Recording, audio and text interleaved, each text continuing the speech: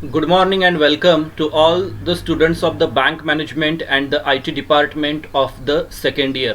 तो ये जो वीडियो होगा आज का ये जो बनाया जा रहा है वो सिलेबस को लेकर बनाया जा रहा है। तो आपका सेकेंड ईयर के अंदर सिलेबस क्या होगा, सेमिस्टर थर्ड के अंदर आपका सिलेबस क्या होगा, यहाँ पर हम लोग बातचीत करेंगे। आप लोगों का फर्स्ट ईयर ऑलरेडी कंप्लीट हो चुका है। फर्स्ट ईयर के अंदर आप लोगों ने सेमिस्टर वन के अंदर अकाउंटेंसी पढ़ा, सेमिस्टर सेकंड के अंदर अकाउंटेंसी पढ़ा। तो इस साल सेमिस्टर थर्ड और सेमिस्टर फोर्थ के अंदर दोबारा आप लोगों को अकाउंटेंसी का एडवांस नॉलेज यहाँ पर प्रोवाइड किया जाएगा, पढ़ाया जाएगा। तो चलिए ये सेमेस्टर का जो भी सिलेबस होगा, आपको पता है कि सेमेस्टर यानी कि 4 टॉपिक होते हैं। 4 टॉपिक के अंदर अलग अलग हम लोग कंटेंट लेते हैं, जो कि आप लोगों के current situations, current demand, current requirement के हिसाब से बनाए जाते हैं। तो ये जो सेमेस्टर के अंदर जो 4 चैप्टर है, तो वो 4 चैप्टर क्या है, तो अभी हम लोग चैप्टर 1 बाय 1 यहाँ पर डिस्कस करेंगे। ऐसे ही वीडियोज़ के सीरीज़ आएंगे। ये जैसे कि आज का लेक्चर 1 है, 2, 3, 4, 5, 6, 7, ऐसे 1 बाय 1 आप लोगों के पास लेक्चर की सीरीज आएंगी।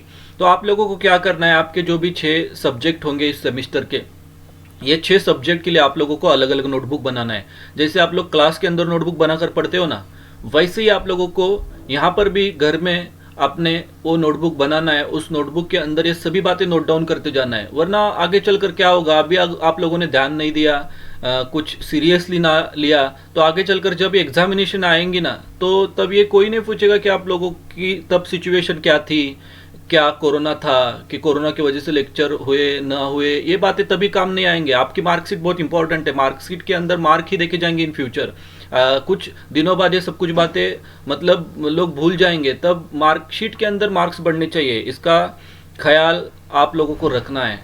तो आप लोग एकदम सीरियसली, जैसे कॉलेज के अंदर डे टू डे आते हो, पढ़ते हो, वैसे ही आप लोगों को यहाँ पे भी डे टू डे आना है, पढ़ना है, रेगुलरली लेक्चर्स देखने यूट्यूब के अंदर, और जो भी मीडियम माध्यम से आपके पास जो भी कुछ मटेरियल आएगा वो मटेरियल डाउनलोड करना है, सिस्टमेटिकली वो लिखते जाना है, नोट डाउन करते जाना है। तो ये सभी बातों का अगर आप लोग ख्याल रखोगे तो डेफिनेटली हम लोग ये थर्ड सेमिस्टर एकदम सिस्टमेटिकली पूरी तरह से 100% हम लोग कवर कर पाएंगे। Otherwise you will definitely confuse in the forthcoming days.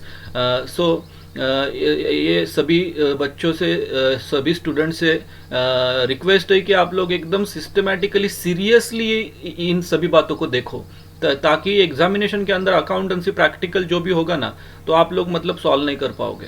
तो ये बातें आप लोग दिमाग में एकदम परफेक्टली तय कर लो कि आप लोगों को रेगुलर क्लास जैसा ही पढ़ना है यहाँ पर।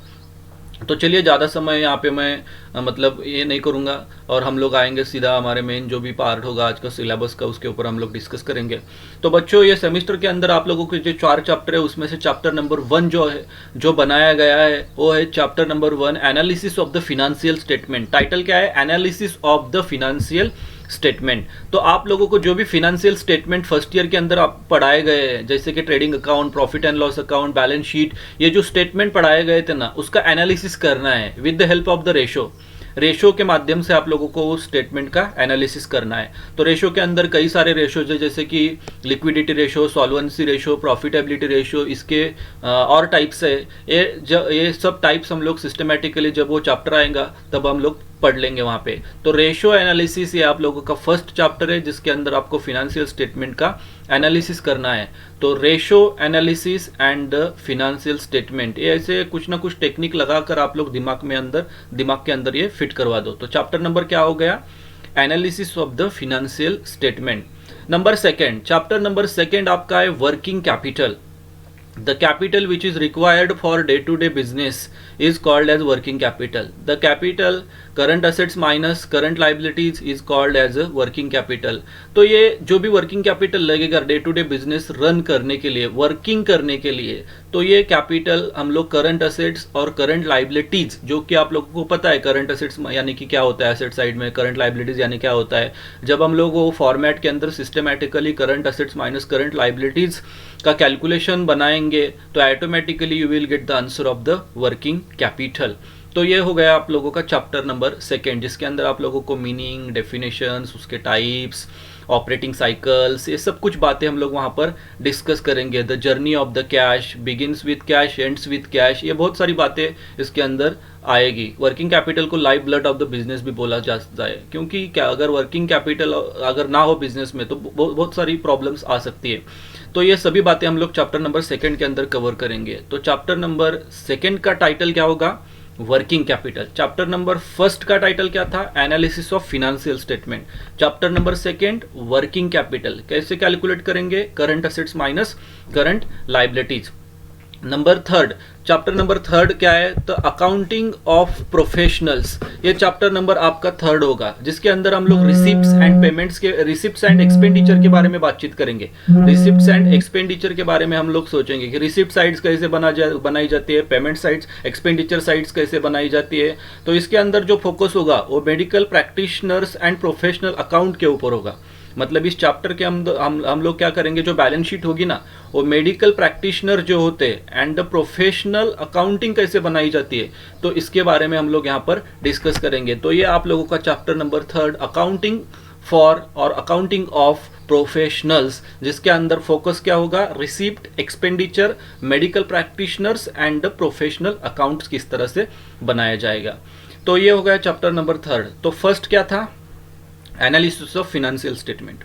सेकेंड क्या था? Working capital. थर्ड क्या था? Accounting of professionals. And the last topic of the semester 3 is the recent trends in accounting. जो भी नए ट्रेंड्स है, अभी अकाउंटिंग की करंट पोजीशन क्या है, इस हिसाब से ये चैप्टर बनाया गया है, जिसके अंदर हम लोग पढ़ेंगे human resource accounting, green accounting, inflation accounting, social responsibility accounting, forensic accounting and values and ethics in accounting.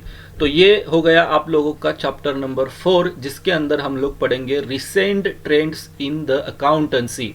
तो ये 4 चैप्टर आप आपके नोटबुक के अंदर नोट डाउन कीजिए, ताकि आप लोगों की शुरुआत हमेशा आपको पता है कि सिलेबस से होती है। आप लोगों को क्या पढ़ना है ये मालूम होना चाहिए। जब आप लोगों को पता होगा कि इस सेमेस्टर में ये पढ़ना है, तो आपके अंदर वाला इंटरेस्ट बढ़ेगा वो अकाउंटेंसी की तरफ। तो सिस्टमैटिकली फर्स्ट पेज के ऊपर ये पूरे आप लोग, मतलब एक कंटेंट अभी जो भी मैंने यहाँ पे डिस्कस किए, आप लोग सिस्टमैटिकली नोट डाउन कीजिए, राइट डाउन कीजिए, और से मतलब ये होने के बाद अगले पेज से आप लोगों का अकाउंटेंसी का सिलेबस वो स्टार्ट हो जाएगा। तो चलिए एक बार जस्ट रिवाइज करते कि आप लोगों के चैप्टर क्या है।